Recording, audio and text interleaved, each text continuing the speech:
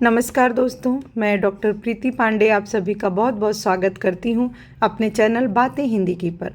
हमने पिछले वीडियो में कबीर ग्रंथावली जो कि श्याम सुंदर दास द्वारा संपादित है, इसके सुमिरन को अंग से कुल 10 पदों को देखा था और आज हम उसके आगे से शुरुआत करेंगे। कबीर ग्रंथावली के प्रारंभिक 100 पद जो हैं वह लगे हुए हैं आपके झारखंड पीजीटी के पाठ्यक्रम में और आरपीएससी के सेकंड ग्रेड के पाठ्यक्रम में भी यह हैं, तो इसलिए यह बहुत ही आवश्यक है और इसे हमें पूरी भावार्थ के साथ देखना है। तो चलिए देखते हैं आज 11वें पद से। और पद शुरू करने के पहले एक बात हम आपसे कहना चाहेंगे कि यदि हमारे द्वारा किया गया प्रयास आपको कहीं से भी उपयोगी लग रहा है तो प्लीज़ हमारे वीडियो को लाइक करें, सब्सक्राइब करें और कमेंट में भी हमें ज़रूर बताएं, क्योंकि आपके कमेंट से हमें बहुत ही मनोबल मिलता है कि हमारे अभी क्या क्या करना है। तो इस प्रकार से हमें उत्साहित ज़रूर करें। चलिए देखते हैं। कबीरदास जी कहते हैं कि कबीर सूता क्या करे, जागी न जपे मुरारी, एक दिना भी सोड़ा, लंबे पाँव पसार।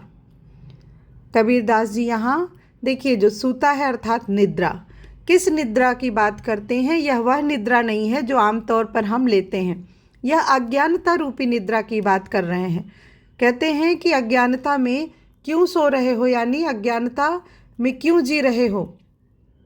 उठो और सच्चाई को समझो, ज्ञान को अर्जित करो। क्यों नहीं जाग के परम तत्व की बात को पहचानते हो, उस ब्रह्म को पहचानने का प्रयास करते हो। जागी न जपे मुरारी, जपे अर्थात नाम स्मरण क्यों नहीं करते हो उस परम तत्व का। आगे कहते हैं एक दिना भी सोड़ा, लंबे पाँव पसार। जबकि यह बहुत अच्छे से पता है सभी को कि एक दिन इस प्रकार से सोना है कि फिर नहीं उठना है, अर्थात चिर निद्रा में लीन होना है, मृत्यु को प्राप्त होना है। इतना सब कुछ जानते हुए भी क्यों अज्ञानता में जी रहे हो। क्यों नहीं तुम जाग के उस परम तत्व की, परम ब्रह्म की स्मरण, नाम का स्मरण क्यों नहीं कर रहे हो। यहाँ पर देखिए व्यंजित भाव यह है कि अभी तो समय का सदुपयोग कर लो, कर्म बंधन से मुक्ति का मार्ग ताकि प्रशस्त हो सके।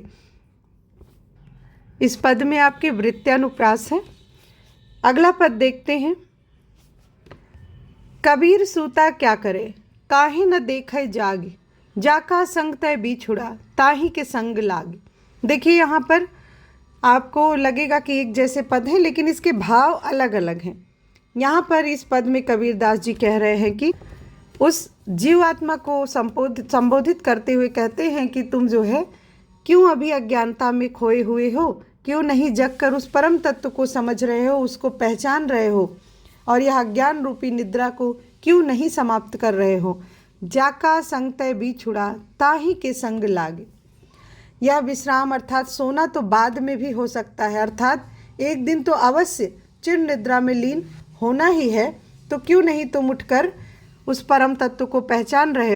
देखिए यहाँ भावार्थ यह है कि कबीरदास जी ने कहा कि हे मनुष्य, तुम मोह की निद्रा में सोकर क्यों अपना समय व्यर्थ कर रहे हो, सांसारिक आसक्तियों में लिप्त होकर भला क्या प्राप्त कर रहे हो। तुम जागकर अर्थात चैतन्य होकर अपने वास्तविक स्वरूप को क्यों नहीं पहचानते। तुम्हें तो उसी ब्रह्म में ध्यान लगाना चाहिए जिससे बिछुड़कर, जाका संगते बिछुड़ा, जिससे बिछुड़कर तू ना जाने कितने जन्मों से भिन्न भिन्न योनियों में भटक रहा है। तो इस कर्म बंधन के कारणों की खोज करके उन्हें नष्ट करने में स्वयं को लगा, ताकि फिर तू उसी परम ब्रह्म में लीन हो सके। ताही के संग लागी, उसी के संग तुम लग सको, फिर से उसमें लीन हो सको जिससे तुम अलग हुए हो। अर्थात यहाँ कबीरदास जी अद्वैतवाद में विश्वास रखते हैं और वह यह बात कहते हैं कि जो हमारा जीव आत्मा है वह कहीं ना कहीं परम ब्रह्म में ही परमात्मा का ही एक अंश है, वही है ही। एक भी % वो नहीं मानते कि परमात्मा और जीवात्मा अलग है। तो वह जो है संबोधित करते हुए कहते हैं जीवात्मा को कि तुम ना जाने कितने जन्मों से उस अपने परमात्मा से बिछड़े हुए हो, जबकि तुम दोनों एक हो। तो क्यों नहीं ऐसा कुछ कार्य करते कि उसी में जाकर तुम लीन हो जाओ, अर्थात तुम ज्ञान की प्राप्ति करो, तुम नाम स्मरण करो। तो यहाँ पर जो व्यंजना है कि केवल मानव योनि में ही ईश्वर प्राप्ति संभव है, अतः तुम जो है इसके लिए समय व्यर्थ मत करो। इसमें भी आपका वृत्ति अनुप्रास ही है। अगला पद देखते हैं, पद संख्या 13 है। कबीर सूता क्या करे, उठी ना रोवे दुख, जाका बासा गोर में, सो क्यों सोवे सुख। देखिए यहाँ पर ये जो आपको आगे मिलेगा, कबीर सूता क्या करे, वह तो आपको एक जैसा ही लगेगा, लेकिन इसके आगे के जो पद हैं उसके अर्थ अलग अलग हैं, उसे हमें ध्यान में रखना है। तो यहाँ पर कबीरदास जी कहते हैं कि तुम सोकर क्या कर रहे हो, क्यों नहीं उठते, इस अज्ञानता रूपी निद्रा से क्यों नहीं जगते, और उस परम तत्व के सामने अपने दुखों को क्यों नहीं रोते।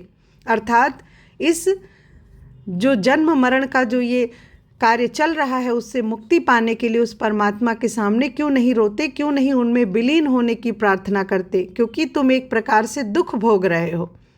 अर्थात कबीरदास के अनुसार मनुष्य का जन्म अपने परमात्मा से अलग होना तो यह एक प्रकार का दुख ही है। तो इस जन्म मरण के सारे जंजालिक जो भाव हैं उनसे तुम निवृत्त हो जाओ, उस ईश्वर के सामने इस बात को रखो, अपने दुख को रखो कि मुझे मोक्ष की प्राप्ति करे। जाका बासा गोर में, सो क्यों सोवे सुख। और यहाँ पर देखिए कबीरदास जी कहते हैं कि जिसका निवास ही कब्र में, यहाँ देखिए गोर अर्थात कब्र में है, गोर का तात्पर्य यहाँ कब्र से है, जिसका जो है निवास ही कब्र में है वह भला सुख की नींद कैसे सो सकता है। जाका बासा गोर में, जिसका निवास ही, जिसका जो सच्चाई है वह कहाँ है, कब्र में है। अर्थात एक दिन हर मनुष्य को अपने इस प्राण को, इस शरीर को त्याग कर निकल जाना है, तो फिर क्यों सो रहे हो, एक दिन तो उस कब्र में जाके सो जाना है। उसके पहले तुम क्यों नहीं उठकर अपने परम पिता परमेश्वर से, अपने परमात्मा से उनका नाम स्मरण करो और उनसे अपने दुख को बताओ।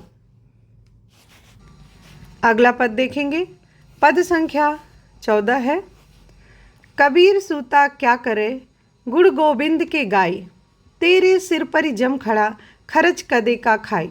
देखिए थोड़ा सा ध्यान देकर अगर समझेंगे तो भावार्थ सभी के बहुत ही आसान हैं और इनके शब्दों से ही आप भाव को समझ सकते हैं, किंतु जरूरी है कि एक बार आप सारे पदों को पढ़ लें ताकि कहीं से भी ये पद आते हैं तो आप ये बता सकें कि ये सुमिरन को अंग से है या गुरुदेव को अंग से है, किस अंग से लिया गया है।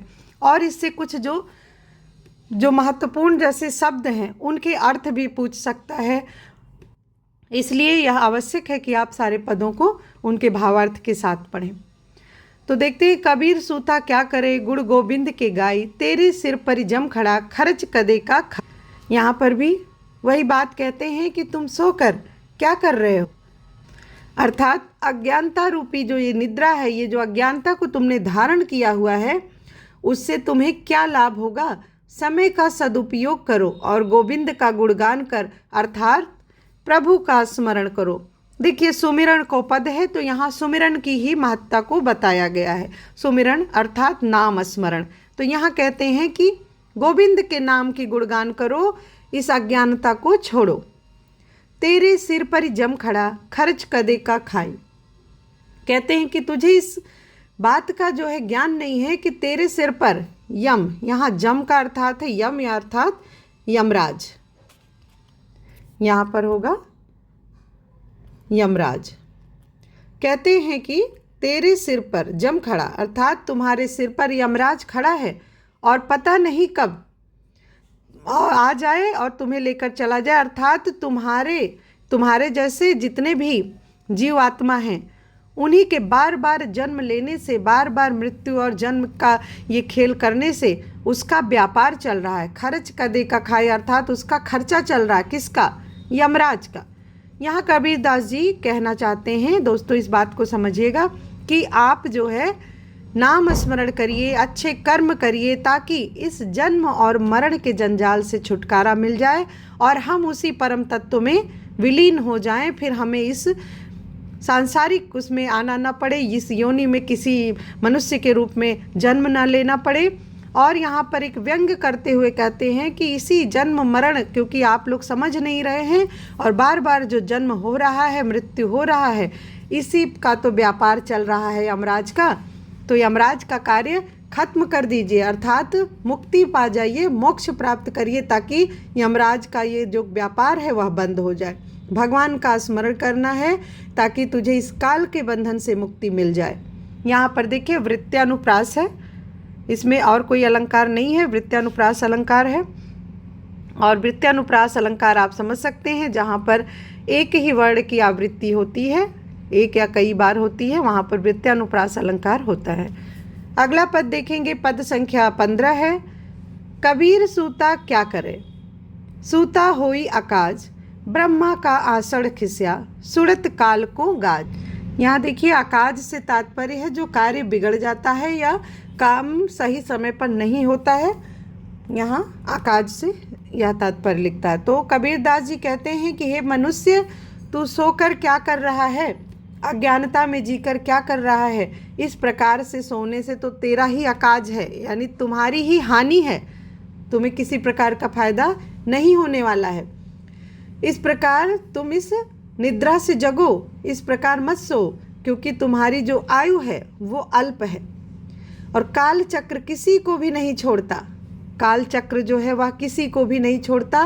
ब्रह्मा भी जो है इस काल की गति से भयभीत होते हैं। देखिए ब्रह्मा का आसन खिसका, अर्थात भयभीत हुए, आसन खिसक जाना एक प्रकार का मुहावरा है कि भयभीत हो जाना। तो ब्रह्मा का आसन खिसका, सुड़त काले को गाज, ये काल के डर की वजह से ब्रह्मा भी भयभीत हो जाते हैं, अर्थात यह बहुत ही डरावना है। तो इससे तुम्हें बाहर निकलना है। मनुष्य क्या उससे लड़ेगा, क्योंकि जब ब्रह्मा ही उससे डरते हैं तो मनुष्य तो बहुत छोटी सी बात है, छोटा सा जीव है। तो क्या करना है, ऐसे में सोना नहीं है, अर्थात अज्ञानता में नहीं रहना है, प्रभु का नाम लेना है ताकि हमारा आकाज ना हो। यहाँ देखेंगे कि एक महत्वपूर्ण अलंकार दिख रहा है, व्यतिरेक अलंकार यहाँ पर होगा, क्योंकि एक तरह से देखिए ब्रह्मा का आषाढ़ खिसका, सुड़त काल को गाज, यहाँ एक विपरीत स्थिति दिखा दिया है। जबकि काल से बढ़कर ब्रह्मा है, लेकिन यहाँ ब्रह्मा को काल से डरता हुआ बताया गया है। तो यहाँ पर आपका दोस्तों हो जाएगा व्यतिरेक अलंकार, व्यतिरेक अलंकार। देखते हैं पद संख्या 16 को। कबीरदास जी कह रहे हैं कि कबीर कही कही कूकिए, ना सोइए असरार, रात दिवस के कूकड़ो, कबहू लगे पुकार। यहाँ पर कबीरदास जी कहते हैं कि हे मनुष्य, इस प्रकार तू अज्ञान की निद्रा में मत सो, जाग कर केशव का नाम लो, अर्थात ईश्वर का नाम लो। और यहाँ पर देखिए असरार, असरार अर्थात अज्ञानता की निद्रा, अज्ञानता की निद्रा, इसे बोलते हैं असरार। और केशव अर्थात केशव, केशव अर्थात कबीरदास के परम ब्रह्म। कबीरदास जी ने देखिए जिन देवी देवताओं के नाम लिए तो उनका संबंध किसी मानव अवतार से नहीं है, उनका संबंध उस परम तत्व से है। और वो कहते हैं इस ब्रह्म से है, केशव का मतलब है ब्रह्म। तो वो कहते हैं कि जो है इस प्रकार तू अज्ञानता की निद्रा में मत सो, जाग कर केशव अर्थात परम ब्रह्म का जो है ध्यान कर, नाम स्मरण कर, बार बार नाम ले, कहीं कहीं बार बार नाम ले, कूकिए मतलब बोलिए, उनके नाम को पुकारिए। संभव है रात दिन पुकारने से कभी तेरी पुकार भगवान तक पहुंच जाए और तेरा उद्धार हो जाए। रात दिवस के कूकड़ो, रात दिन पुकारने से तुम्हारी जो पुकार है वो ईश्वर तक पहुंच जाए और तुम्हारा उद्धार हो सके, तुम्हें इस जन्म मृत्यु के बंधन से छुटकारा मिल सके। तो यहाँ देखेंगे कहीं कहीं यहाँ एक प्रकार से पुनरुक्ति प्रकाश अलंकार भी दिख रहा है और वृत्यानुप्रास अलंकार भी दिख रहा है। बहुत ही सुंदर यहाँ पर अनुप्रास अलंकार है। केशव कहीं कहीं कूकिए, तो यहाँ पर का वर्ण जो है उसकी आवृत्ति कई बार हुई है, तो यहाँ पर वृत्यानुप्रास अलंकार है। यदि वृत्यानुप्रास नहीं होता है तो यहाँ पर आपका पुनरुक्ति प्रकाश अलंकार होगा। अब देखेंगे प्रश्न जो पद संख्या 17 है। जिहि घट प्रीत न प्रेम रस, फुनि रसना नहीं राम, ते नर इस संसार में उपज सए बेकाम। तो एक बात देखेंगे कि जो सा शब्द है यहाँ पे उसको हम लोग खा पढ़ेंगे, क्योंकि पहले जो है इसी प्रकार से इसका उच्चारण होता था। और यहाँ देखिए जिह घटी अर्थात घटी हृदय, हृदय। और यहाँ आपका रसना अर्थात हो जाएगा जीभ। सय, सय यानी क्षय का अर्थात यहाँ तात्पर्य हुआ क्षय को प्राप्त, मतलब नुकसान या किसी भी प्रकार का नुकसान। देखते हैं भावार्थ यहाँ क्या है। कबीरदास जी कह रहे हैं कि जिह घटी, जिस हृदय में प्रीति ना हो, प्रेम की रस ना हो, किसके लिए? उस ईश्वर के लिए।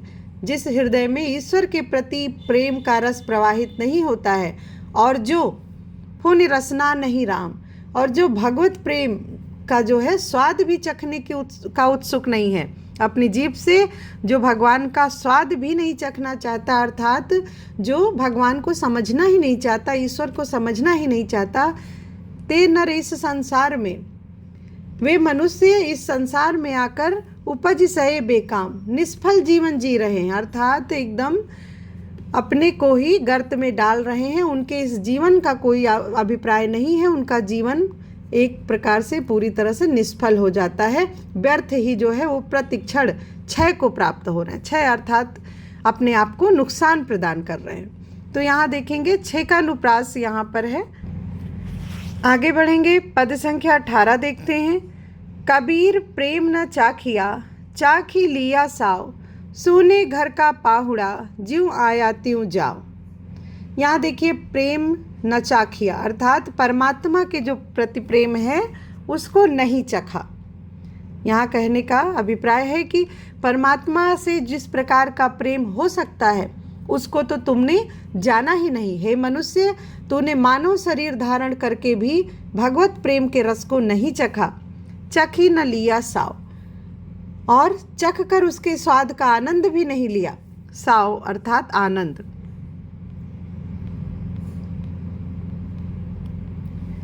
आगे कहते हैं सूने घर का पाहुड़ा, ज्यों आया त्यों जाओ। देखिए जिस प्रकार से पाहुड़ा अर्थात अतिथि, कबीरदास जी कहते हैं कि जैसे कोई अतिथि किसी के घर जाए और उस घर में कोई भी ना मिले तो क्या उस अतिथि का जाना सफल होगा? नहीं होगा। वो जैसे गया था वैसे ही वापस लौट आएगा, किसी भी प्रकार का उसको आदर सम्मान नहीं मिलेगा। तो इसी प्रकार से कबीरदास जी ने कहा कि इस प्रकार से तूने अपना जीवन नष्ट कर दिया है। जैसे इस संसार में आया और उसी प्रकार जैसे कोई अतिथि किसी सूने घर में आकर लौट जाए तो उसका आना जाना व्यर्थ हो जाता है, उसी तरह से तुम्हारा इस दुनिया में आना, इस संसार में आना व्यर्थ हो जाएगा यदि तूने भगवत प्रेम का जो ये आनंद है उसे नहीं चखा।